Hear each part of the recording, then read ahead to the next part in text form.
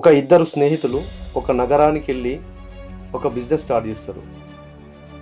అది మంచిగా అంచెలంచెలుగా ఎదిగి లక్షల్లో కోట్లలో లాభాలు గడిస్తుంది.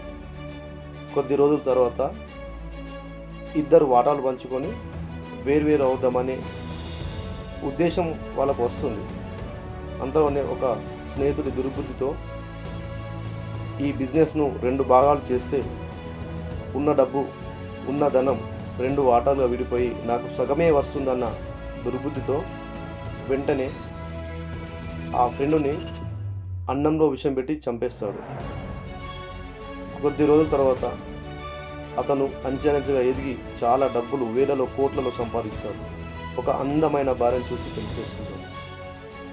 అతనికి ఒక కొడుకు పుడుతుంది. ఆ కొడుకు చదువుల కోసం విదేశాలకు పంపిస్తాడు.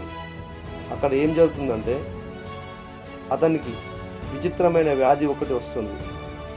ఎన్ని డబ్బులు ఖర్చు చేసినా, ఈయన ఆస్తులు అమ్మినా, ఈయన పొలాలు నగలు ఏమన్నా ఎంత ఖర్చు చేసినా ఆ వ్యాధి తగ్గదు. కొద్ది రోజుల తర్వాత అతని కొడుకు పిలిచి, డాడీ నువ్వు నన్ను గుర్తుపడుతున్నావా అని అడుగుతాడు. అప్పుడు తండ్రి నన్ను ఎందుకురా అలా అడిగావో, నువ్వు నా కొడుకువే కదా అని అంటాడు. కాదు డాడీ, 30 సంవత్సరాల క్రితం అన్నంలో విషం పెట్టి చంపావే నీ ఫ్రెండునే, నేనే నా వాటా కోసం వచ్చాను, నా వాటా నేను తీసుకొని వెళ్తున్నానని చెప్పి చనిపోతాడు.